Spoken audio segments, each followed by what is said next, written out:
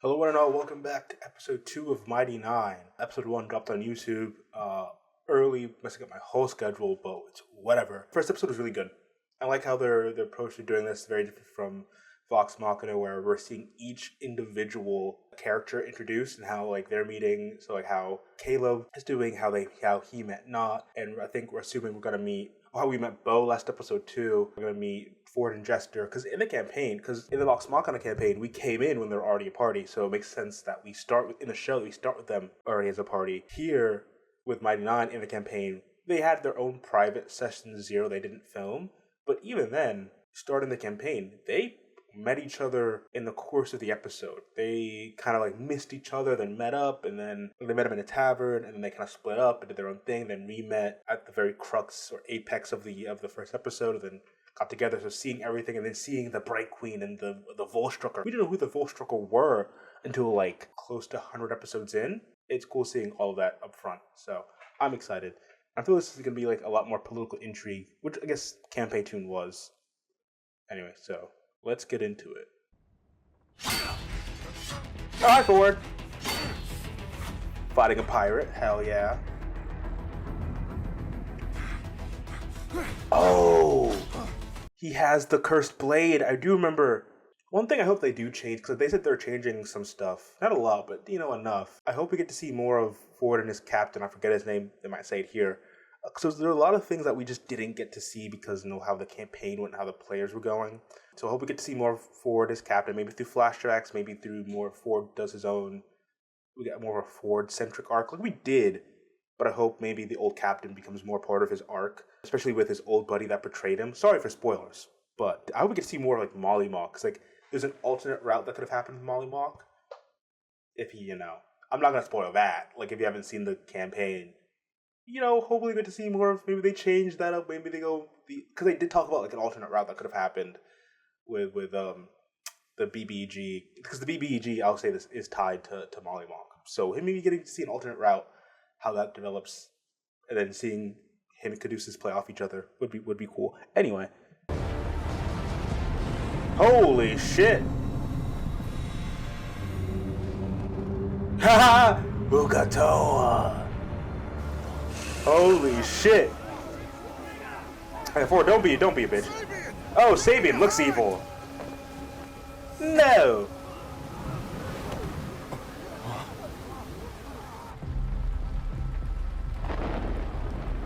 I forgot what Sabian's whole deal was, because again, we didn't get to see that whole thing play out in the campaign. But I forget why he did it, because I don't think he did it for Ukatoa. I think he just did it to do it, or he did some. It might have been related to Dark Toe, which is a thing you'll find out about as we go on. But I don't remember why Sabian did what he did. Sabian! Captain! Abandoned ship! Too late! Yo, this frame, pause on this frame editor. This frame was almost shot for shot, except that it was a different angle. But this is the exact frame that they had in the old opening. Damn. I love it so much. Oh, Mighty Nine is so good. Oh, I already love it. It's episode 2 and I'm so in love. Yeah, this exact shot was in the original opening for the campaign, or the second opening for campaign 2. Oh! Hello, weird voice. No balls in your chest? You'll get that reference later. Oh my god. It's like a scene out of God, what's the Game of Thrones? Dance of Dragons. Almost it's a scene out of Dance of Dragons. You're really nailing that tough glove. Stunning Fist is only meant to buy you enough time to run, Bo. And you better run fast before the Volstrucker recovers. They don't make the same mistake twice. Fun fact, this was an actual scene in the campaign a bit later on because they started at level 2. So level 5, you get Stunning Strike. And so literally Matt had Diver show up out of nowhere.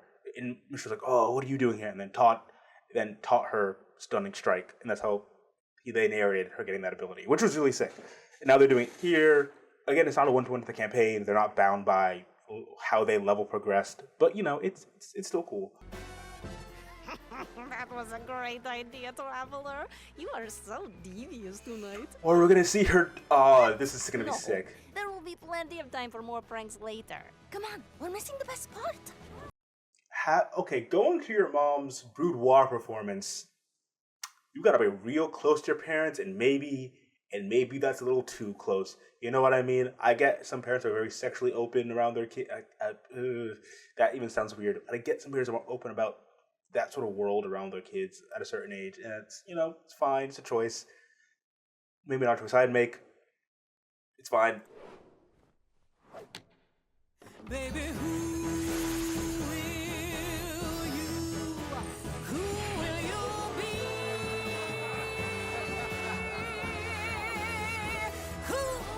be? I am no better than any man. I drain my bank account for a night with her. I'm sorry. It's the Ruby of the Sea. I drained my bank account. I'm so broke. Jesus. The backdrops, it will be a million times better. You will have a fantasy backdrop, one with little boat and fireflies, and an ocean one so you can do my mermaid.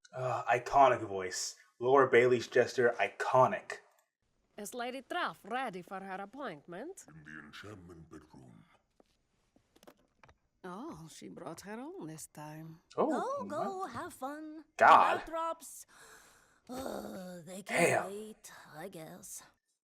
Hey man, they do be living lavish, and that's why they call it a lavish chateau. You know what I mean? Traveler,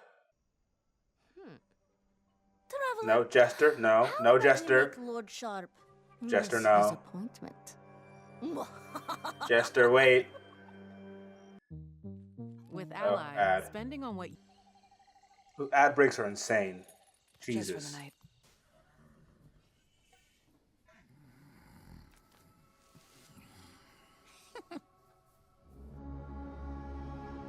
Oh, we're back in. I keep forgetting the capital of the Kryn Dynasty. Hot boy Essek, hot boy Essek. Forever.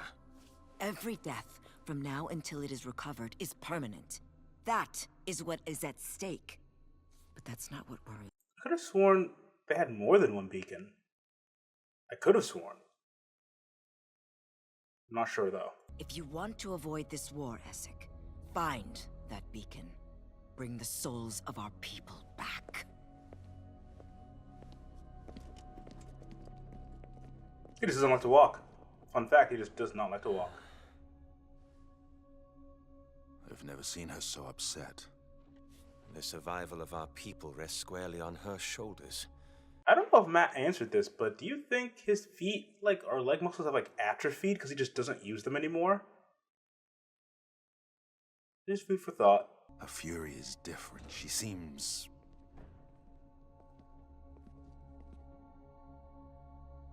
Okay, so that's a reference to in the Explorer Guides to Wildmount, and I think even Matt said it, but I think it was just in the book.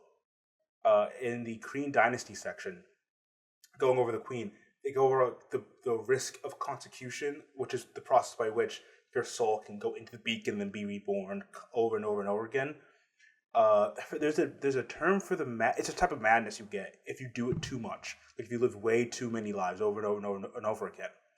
And they're saying in the book, it said that the Bright Queen, and maybe I didn't read the comments about the Bright Queen, but at least I know in the Explorer's Guide to Wildmount, it said there's whispers of the Queen having this madness, that she's been reincarnated way too many times. Because she's the first one after again, sorry this is spoilers, but this is lore, I'm gonna be a nerd. At the end of the Calamity, Bright Queen, the Drow, split from the Spider Queen, found the way into Xhorhas, and founded the Kryn Dynasty. They found a beacon, did a whole thing. This is how it happens. First to be consecuted. So she's been there for and the Calamity is 800, 900 years ago. She's been doing this, and Elves already live a long time. But she's died and come back and died and come back and died and come back. So she has this madness, and it was never touched on in the campaign. It was only in the campaign or the setting guide, and maybe in the comics. I didn't read the comics again, so I don't know. But it's really cool that they're putting this in for all the things we didn't get to see. I'm so hyped for this. Oh my god! I didn't have children in this life. thought I'd get to it in the next one. To think, I might never get to experience fatherhood. No. You will, my friend. You will. What an interesting take on immortality too. Like it's reincarnation, but it's a form of like tangible reincarnation. So it really is that like, damn, you do kind of put stuff off. Like imagine how elves feel, but like just endlessly putting things off over and over and over and over again. Now, I might taste mortality. Shit. She'll love it.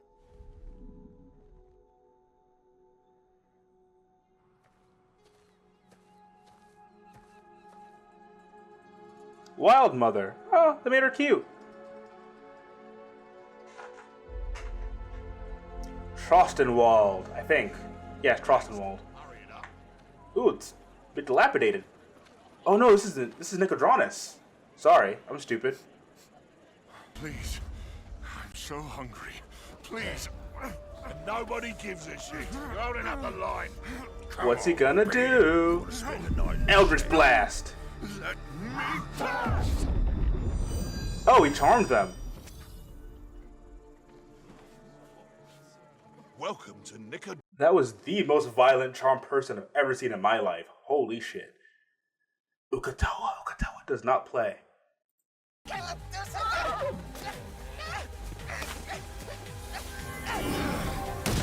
Oh shit, Gust Spell. Oh, he's dead. Oh, he dead. Yeah, it's not good. A generous town.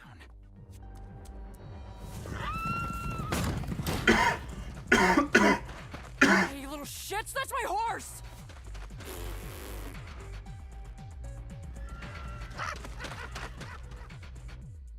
Oh yeah, he'd be gone. His spine is broken. That is not a good injury to have. What happened to his mom? I generally cannot remember if that was a plot beat in the campaign. I know his brother's a plot beat or character. I don't remember. I think just he wasn't close to his family at all. I think that was it. Oh, his mom.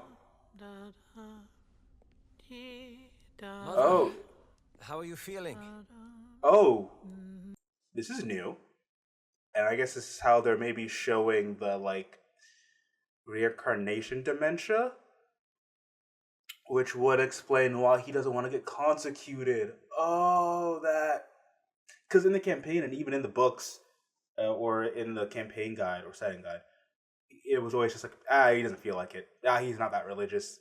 He was basically like, he's like Beacon or Luxon agnostic. He just didn't, he thought it was creepy and he just didn't want to do it. That was his big reason. Having the depth of like his mom is suffering the consequences of consecution.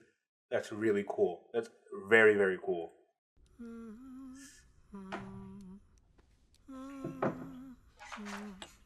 You think he's gonna mercy kill his mom? It is from the ancient cities in Iceland. I found it for you. Which is a dark thing for me to say. And what about his dad?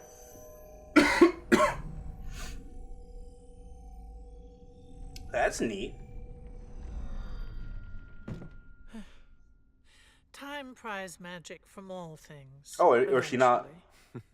Oh, is she not dementia ridden? Please, come back to me. When am I? Which life? It's a sick mother.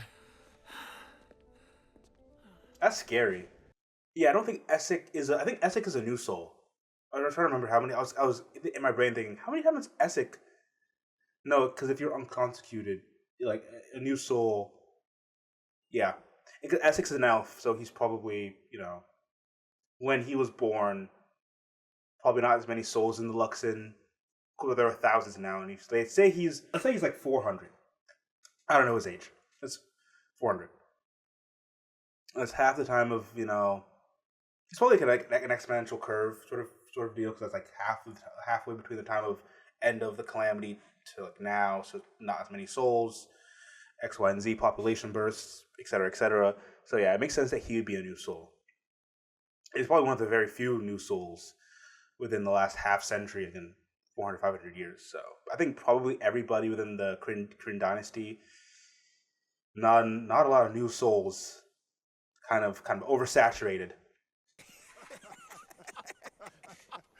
twice on Thursday. You're hilarious. Oh, sorry, mate. He just loses his mind, starts beating the shit out of them. Mask of many faces. Now, why is your...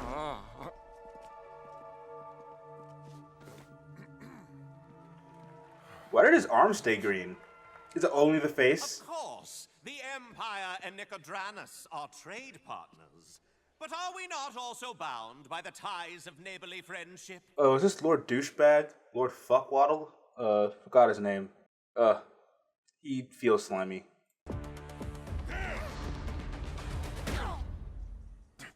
My apologies. Immediately in love. Oh. Fun fact, Ford is played by Travis Willingham, Jester is played by Laura Bailey, if you didn't know that. I'm assuming everybody who's watching this is a fan of Critical Role, but to the new guys coming in who have no idea anything, they're husband and wife in real life, and they play together, obviously. And Travis was like, I'm never going to have a in-campaign romance. I'm never going to do it, not going to happen, no. So his last character, Grog Strongjaw, very not romanceable PC. And so Laura was like, oh, you want to bet? I'm going to romance you, and if you reject me, you're rejecting your wife. And he was like, oh, no. And so these characters do end up getting... I'm not gonna spoil it. But yes, this is a little... It's a fun little thing. With me if you want to live. We need to get off the street. Yeah, you need to get out of town, actually. Ooh, so sorry to disturb you folks. Do you have a back door? Lovely, thank you. Come on! Run away! Out of my way! Oh my god, holy shit. First off, do you not have rights against the, quartering and entering people's homes, warrants, nothing? No, nothing? It's crazy. I hate this guy. He's a fascist. Please, I don't want to fight you. Then give up, and maybe I'll let you keep your balls till the execution! Oh my god. What is happening? He already has Far Step? That's crazy. Or Misty Step. I don't know which one. That's crazy. And I wonder if they're going to do the Warlock thing if he can only cast magic a few times a day. Because Eldritch Blast cantrips, other spells, bigger spells, I'm being a nerd. They're redoing the whole thing. They're not following D&D mechanics. I need to get to their head. But interesting. Because we didn't see any Warlocks. There were no Warlocks in the party last season. So I really don't know how they're going to do that. Because I know in the interviews they said how people get their magic is going to be a big focus in this campaign and how it differs. So I'm very interested to see that. Oh, that's the Traveler. He's my best friend. But he's also a god, technically. You should Not totally even close. worship him and stuff. He's super cool.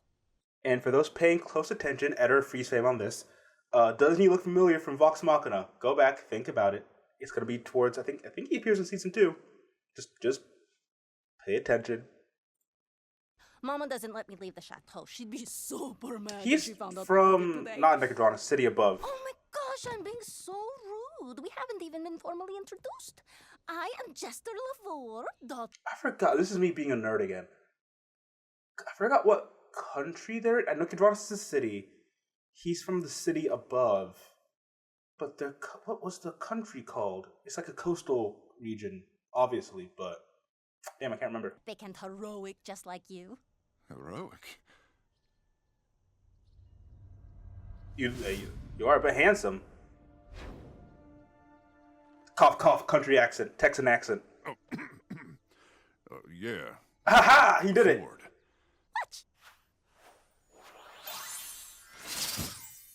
Boop. Kissies. Okay. That's crazy. Her cure wounds is so I can't wait to see how they animate her magic. Oh my god, this is going to be so cool. Also, she does not heal a lot. Kind of a Laura Bailey, if you're watching, I see you. She's not watching. But I know we're not going to see a lot of Jester healing, are we? And if we do, you know that's not accurate. Healer my ass. I have never met a real sea Yes. captain before. What's it like? Do you have lots of seamen? Do you Ha ha ha know ha. how to tie knots? Ford is in his Usopp era, for those of my One Piece fans. I've known for a long time that I was being selfish, keeping you locked in this place with me. But safety is not life. Darling, Become a fugitive. It's the only way to live your life. No other way, really. Not in this world. Actually, this is the theme of the campaign. They're all kind of fugitives. Wow. Anyway. My little Sapphire. Mama, I'm sorry. Okay, anyway. Your friend's dying, so let your mom take care of that. This is Ford. No time for He's that. a sea captain, very trustworthy. That's a promise. I love you, Mama. Goodbye, my darling. Go. Is Blue dead? I know he's not. But, like, you took so long helping your friend, it's crazy.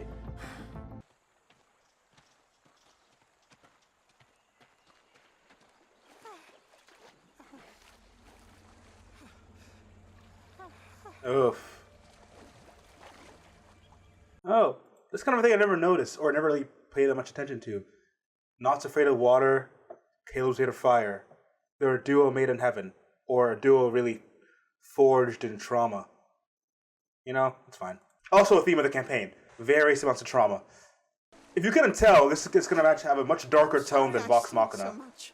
There is nothing to forgive. I wouldn't want an escaped lunatic pissed at me. You did not turn me in? I may be a goblin, but I'm no rat. This was a... You were so going to turn him in. Same sad eyes, though. It's interesting how he's referring to his magic as stolen. That's interesting. And that's also the thing, as playing D&D a lot, and everybody kind of ignores the components. Caleb really didn't. And Matt kind of enforced components if they had a gold cost, but a lot of these spells don't have a gold cost, but that's neither here nor there. But so a lot of these spells have components, some of them costly, and, you know, a lot of DMs, including me, kind of hand wave it or just say that Arcane Focus can do everything. But I was always thinking that, like, you know, in a different, like, very long form campaign, it would be interesting to have to go on like mini side quests to like cast certain spells, right? If you need the component for like a diamond for resurrection. Now, they're not saying they're going to do that here because I know they want to do resurrection differently here, but like diamond for like revivify costs 300 or 500 gold or something like that.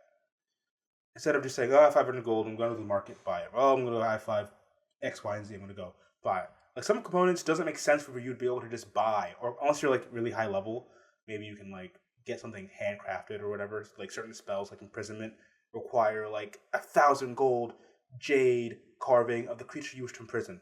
Like, huh? That doesn't make any sense. Like, or some like one like summoning demon or summon greater demon requires the blood of a freshly killed human.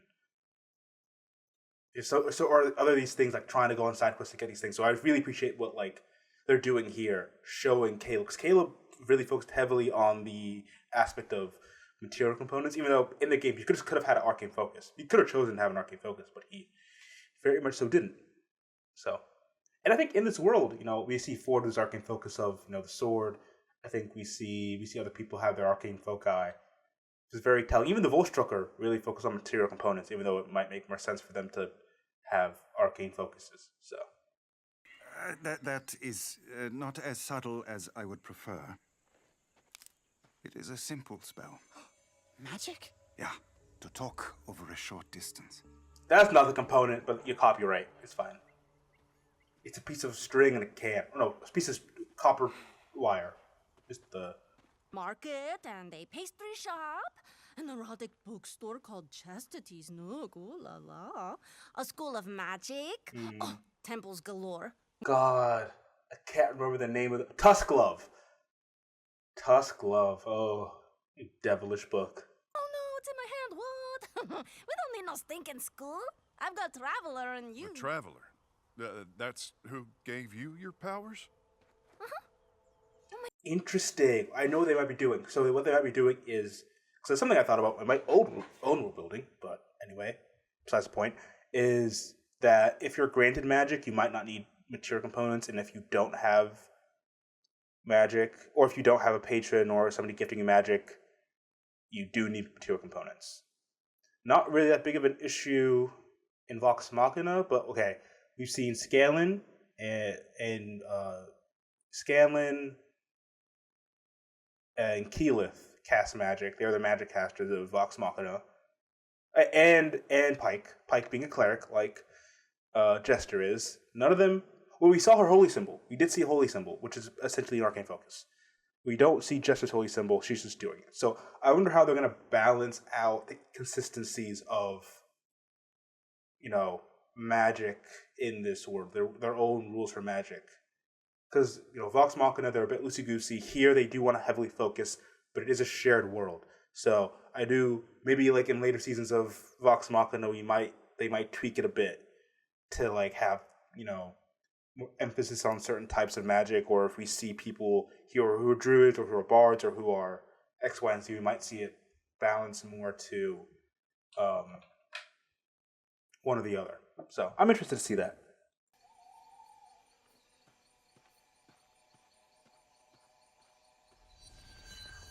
Oh, hello? Volstrucker? Volstrucker. All right.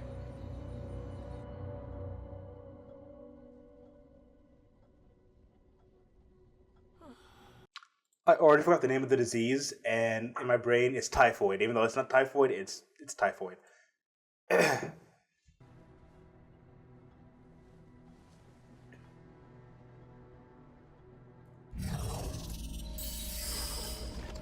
Teleportation circle.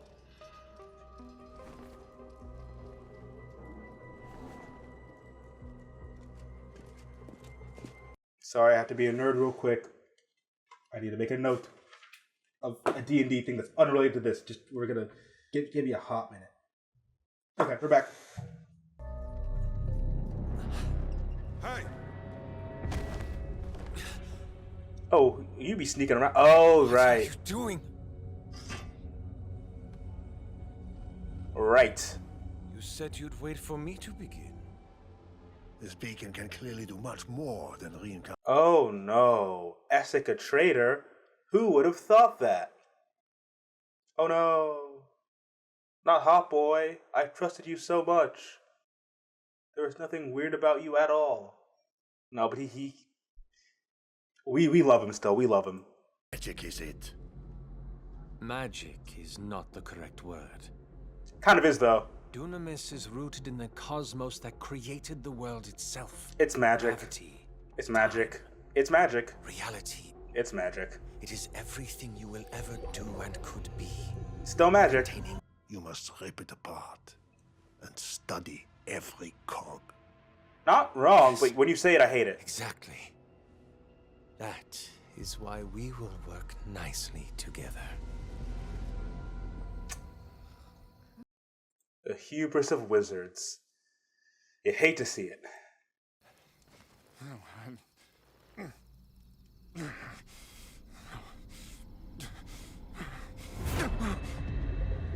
Oh no! They begin. The night terrors begin. Also, as another sidetrack about the magic, I'm a nerd. I'm sorry. Because if you know who Brenly Mulligan is, also he's DMing Campaign 4. He's a friend of the show. He said something interesting in an interview on Dimension 20 or on I think Adventuring Academy. He said that, or no, it was a talkback of one other campaign, but it's whatever. He said that like the difference between warlocks and clerics traditionally in D&D is largely mechanic, right? Is like lore-wise, it's very similar, right? Or like dressing-wise. So like a god gives its clerics power, right? Grants clerics magic. They pray. A warlock's patron gives their warlock the power. It's both granted magic. Right. So truly, and I wouldn't doubt if Brendan had, if they worked with Brendan a little bit here, if he's maybe a writer or whoever, because, he's part of the team now. So that might have been coming to effect of like, if we're going to see the differences between magic, between a warlock and a cleric, and we're going to use D&D as a light-based jumping off point because of this campaign, the line might be a lot blurrier between a cleric and a warlock here, which is something I'd be really interested to see if they do. Right? Maybe I'm not saying Ford could heal. Well, I mean later on he can, but that's besides the point.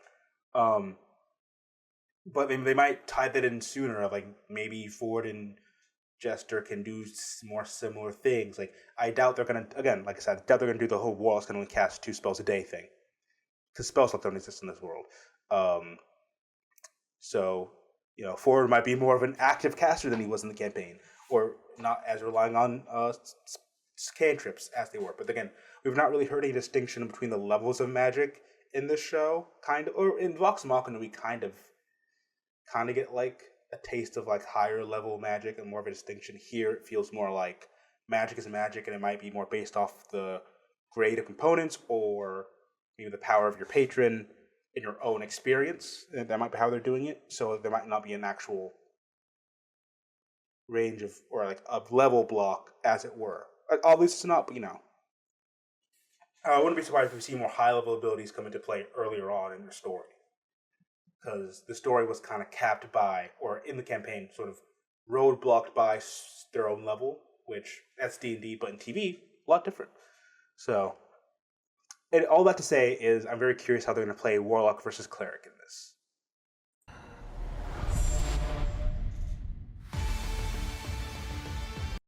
And that was episode 2 of Mighty Nein.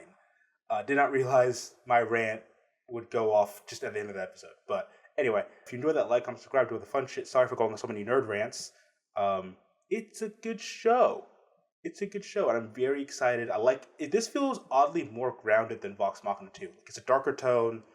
Again, what they're focusing on is a bit different. I like so far. I like all the changes they made, right? Because even Jester got kicked out of Nicodranas for is similar but not accurate.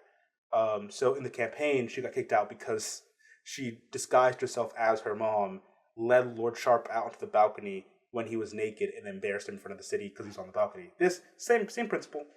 But and also getting to see more of Vandred and Sabian.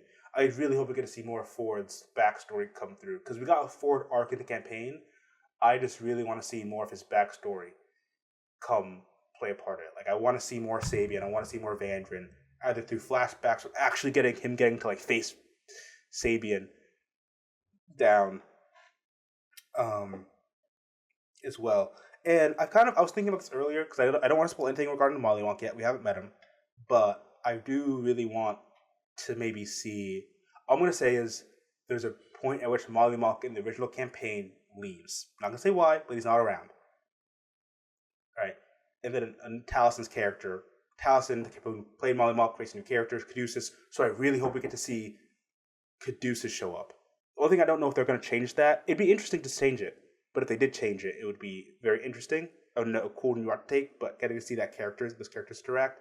And also, this whole rant to say is, I believe that like now, like the campaigns exist in like one universe. This show was kind of like Marvel. Like Marvel has 616 in its comics. The MCU is another thing. So I think this is kind of a similar thing. It's like very similar timeline, but not exact. If that makes sense, because it might impact X, Y, and Z, but that doesn't matter. Anyway, my nerd rants aside, hope you enjoy, and I'll see you guys in the next one.